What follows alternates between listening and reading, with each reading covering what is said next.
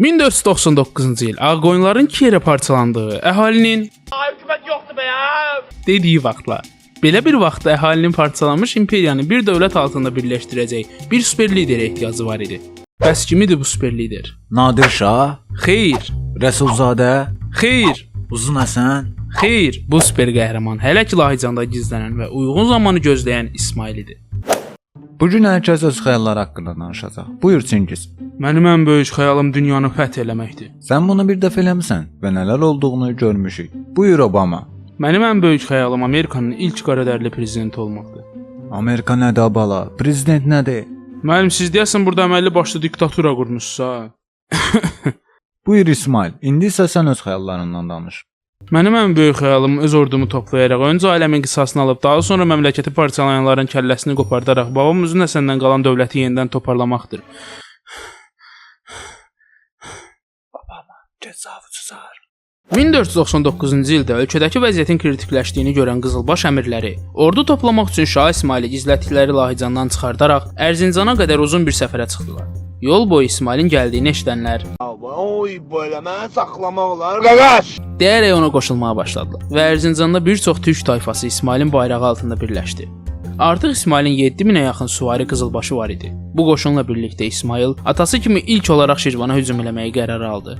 İsmail öz ordusu ilə Kür çayına çatanda, Kür çayı özünü Nil kimi hiss eləməyə başlamışdı. Heç kim inanmırdı ki, kimsə çayı kəsə bilsin. İsmail orduda ruh düşkünlüyünün yarandığını görüb atına mindi. Bütün qoşun, sərkərdələr onun nə edəcəyini maraqla gözləyirdi. İsmail bütün orduya göz gəzdirdikdən sonra atı ilə Kürə atıldı.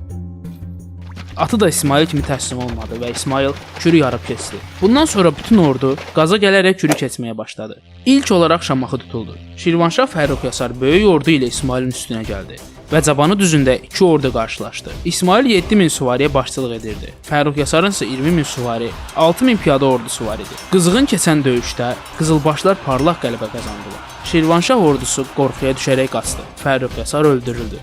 Bu qələbədən sonra Qızılbaşların İsmailə olan heyranlığı daha da artdı.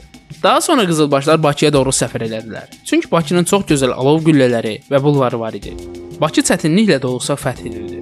Fərrux Yasarın darmadağın edilmiş qoşundan geri qalanlar Fərrux Yasarın oğlu Miranşahın başçılıq elədiyi Gülüstan qalasına gizlənirdi. Səfəvilər Gülüstan qalasını mühasirəyə aldılar. Şah sağ olsun. Olsun da. Əlvənd Mirzədən sizə qısa mesaj var. Nəymiş? Şirvan sizin olsun. Bizim taxtacımıza göz tikməyin. Mesaja görüldü at. Əlvənd Mirzə mesajına görüldü atıldığı üçün böyük ordu ilə İsmailin üzərinə hücuma keçdi. Əlvənd Mirzənin hücum xəbərini eşidən İsmail əmrlərini başına topladı. Şah sağ olsun. Olsun da. Əlvənd Mirzə üstümüzə gəlir. Sizə nə lazımdır? Vallah mən bir çay içərəm. Deyirəm sizə nə lazımdır? Mən Amerikan prezidenti olmaq istəyirəm. Deyirəm sizə nə lazımdır? Gülüstan qalası yoxsa Azərbaycan taxt-tacı? Azərbaycan. Beləliklə İsmail Gülüstan qalasının mühasirəsini yarımçıq qoyub Əlvənd Mirzə ilə qarşılaşmaq üçün Naxçıvana tərəf irəlilədi və iki ordu Şərur düzündə üz-üzə gəldi. Əlvənd Mirzənin 30 minlik, İsmailin isə 7 minlik süvari türkmən ordusu var idi. Döyüşdən əvvəl Əlvənd Mirzə taktika işlədib dəvələri bir-biri ilə zəncirləyərək qoşunun arxasında saxladı. Bu ona görə idi ki, onun ordusunun içində də Qızılbaşlara rəğbət bəsləyən əsgərlər var idi və o elə düşünürdü ki, döyüşdən kimsə qaçmaq istəsə, zəncirləri yadına salıb axıra qədər döyüşəcək. Amma döyüş başladıqdan qısa müddət sonra Qızılbaşlar bir çox Ağqoyunlu sərkərdəsini qılıncdan keçirdi. Qızılbaşlar Ağqoyunlu sərkərdələrini başlarını nizələrə keçirdib Ağqoyunları qorxutmağa başladılar. Öz başçılarının başlarını nizələrdə görən Ağqoyunlu əsgərləri vahiməyə düşərək döyüş meydanından qaçdılar.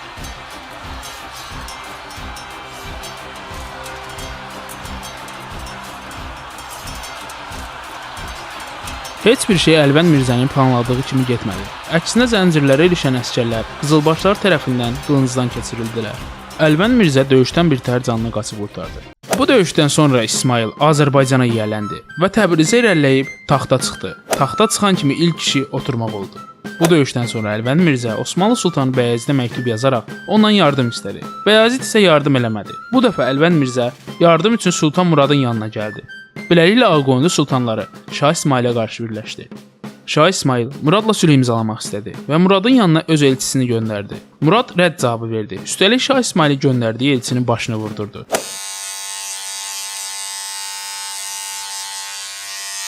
Bununla da tərəflər arasında müharibə qaçınılmaz oldu. Sultan Murad səfərbərlik elan etdi və çox böyük qoşun topladı. Bu ordu o qədər böyük idi ki, heç kimin qızılbaşların məğlubiyyətinə şübhəsi qalmamışdı. 1503-cü ildə Həmədan yaxınlığında Almaqulağı döyüşü oldu. Döyüşdə Şah İsmayıl 12 minlik, Sultan Murad isə 70 minlik qoşunla çıxdı. Sultan Murad qoşunun başında özü durmuşdu. Ona qoşunu idarə etməkdə Əlvənd Mirzə də kömək eləyirdi. Sultan Muradın qoşunu çox böyük idi. Qoşunda həm türkmənlər, həm ərəblər, həm də farslar var idi. Şah İsmayıl mərkəzə özü başçılıq eləyirdi. Cinahlara isə əmirləri başçı təyin eləmişdi.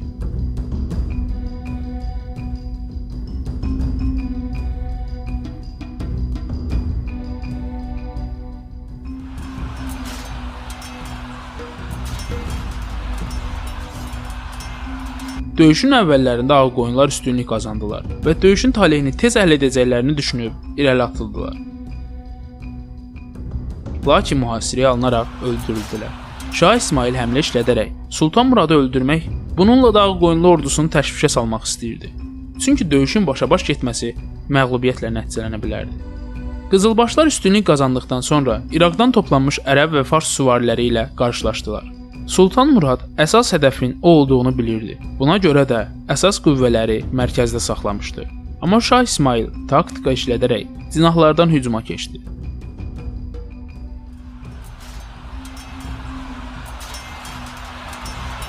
Sultan Murad mühasirəyə düşəcəyindən ehtiyat edib mərkəzdəki qüvvələri cinahlara göndərdi.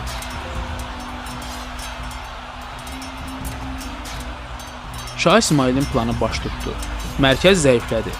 Sultan Murad mərkəzin zəiflədiyini və sonunun çatacağını anladı və döyüş meydanından qaçdı. Bunu görən Ağqoyunlu əsgərləri də geri çəkilməyə başladılar.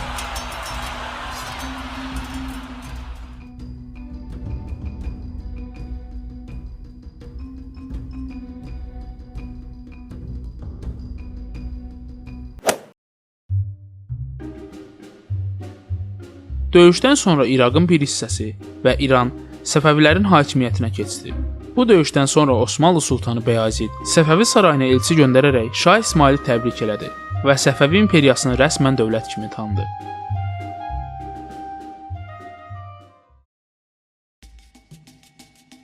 (1507-ci ildə Dulqadir bəyliyinin bəyi Səfəvilərin qərb torpaqlarında nəzarətsizliyi görüb o torpaqlara hücum elədi və yağmaladı. Bundan xəbər tutan şah ordusu ilə Dulqadir bəyliyi üzərinə hücuma keçdi. Coğrafi şəraitə görə Qızılbaş ordusu Osmanlı ərazisindən keçərək Dulqadir bəyliyinə hücuma keçməli idi. Səfəvi ordusunun yaxınlaşdığını eşidən Bəyazid təşvişə düşdü. Səlim panik atak keçirdi, amma İsmayıl narahatlığa səbəb olmadığını bildirdi və Sultan Bəyazidə məktub yazaraq bildirdi ki, Qızılbaş qoşunu Osmanlı torpaqlarına xətər verməyəcək. Belə də oldu. Qızılbaşlar Osmanlı torpaqlarından keçib Dulqadir bəyliyinə yetişdilər. Baş verən döyüşdə Qızılbaşlar qalib gəldilər. Bu səfər və zəfər Osmanlı şahzadəsi Səlimi çox qısqandırdı. Çünki əlində bu qədər imkan olduğu halda o sadəcə Trabzon sancaq bəyi idi və taxta keçməsi üçün atasının ölümünü gözləməli idi. Hələ onda belə qardaşları taxta keçə bilərdi və qonşu ölkədə əlində heç nə olmayan İsmayıl bu qədər uğur qazanıb ölkə qurmağı bacarmışdı. Şəhzadə Səlim İsmayılə cavab vermək üçün sərhəddə olan müdafiəsiz Səfəvi torpaqlarına hücum edib oraları yağmaladı.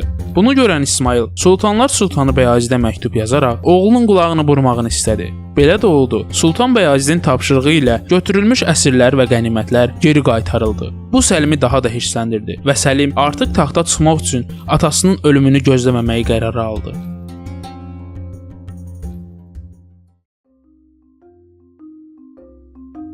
Almaqulağı döyüşündən sonra Osmanlıda haqsızlıqlarla üzləşən türkmən boyları Şah İsmayılə pənah gətirməyə başladılar. Çünki Osmanlı köçəri həyat keçirən bu tayfalardan vergi ala bilmədiyi üçün onları oturaq həyata keçirməyə çalışırdı. Belə olan halda Anadoludan xeyli türk tayfası Şah İsmayılın yanına gələrək özlərinə sığınacaq tapdı. Amma bu sığınacaq gələcəkdə iki dövlətin arasının pisləşməsinə gətirib çıxaracaqdı. 1508-ci ildə Şah İsmayıl İraq üzərinə yürüş edərək Ağqoyunlu dövlətinin varlığına son qoydu. Bununla da bütövlükdə İraq Səfəvi imperiyasının tərkibinə qatıldı.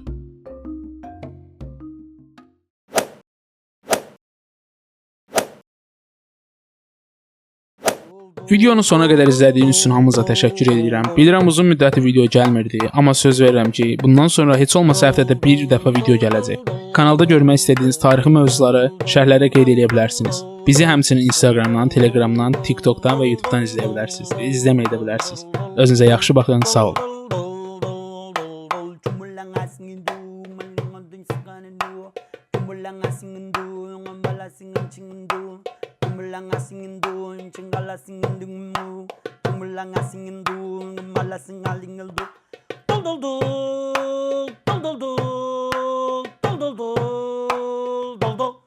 Dol dol